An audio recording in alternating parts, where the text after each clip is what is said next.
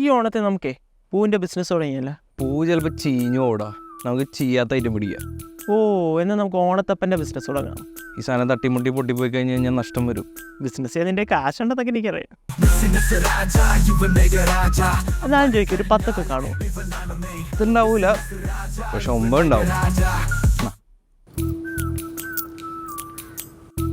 ഈ 9 രൂപ വെച്ച് എന്ത് ബിസിനസ് ചെയ്യാനാണ്? 1 രൂപക്ക് 9 സിപ്പപ്പ് വാങ്ങിച്ചിട്ട് 2 രൂപക്ക് സ്കൂൾ പിള്ളേർക്ക് മറിച്ചു കൊടുത്താല 100% പ്രോഫിറ്റ്. പക്ഷെ ഒരു പ്രശ്നമുണ്ട്, ഓണം വെക്കേഷനായിട്ട് സ്കൂളൊക്കെ അടച്ചേക്കുവാണ്. പക്ഷേ തുടങ്ങണതിന് മുന്നേ എൻ്റെ ബിസിനസ് കൂട്ടിയല്ല.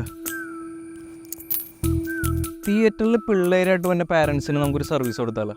എന്ത് സർവീസ്? തിയേറ്ററിൽ പിള്ളേർ കിടന്ന് ഒച്ചപ്പാടുണ്ടാക്കുന്ന ബാക്കിയുള്ളവർക്കൊന്നും ഇഷ്ടമല്ലല്ലോ. അപ്പോൾ ഈ പാരൻസിൻ്റെ ഇന്ന് പിള്ളേരൊക്കെ നമ്മൾ കളക്ട് ചെയ്തിട്ട് തിയേറ്ററിൻ്റെ പുറത്ത് നിന്ന് നമ്മളിവരെ കെയർ ചെയ്യുന്നു. ഓ, വെറൈറ്റി ക്രിയേറ്റീവ് ഐഡിയ. അല്ലടാ, ഈ പിള്ളേരൊക്കെ അപ്പിട്ട് നമ്മളെന്താ ചെയ്യേ? നീ ഒരു അപ്പോൾ പണി എനിക്കാണല്ലേ? അല്ലടാ, ഈ പിള്ളേരൊക്കെ കിടന്ന് കരഞ്ഞാലോ? നമുക്ക് വല്ല പാട്ടൊക്കെ പാടി ചില്ലാക്കി കൊടുക്കുക. നീ പിള്ളേരെ ചില്ലാക്കുന്ന ഒരു ബേബി സോങ് ഒന്ന് പാടിക്കും. പിടിച്ചോ.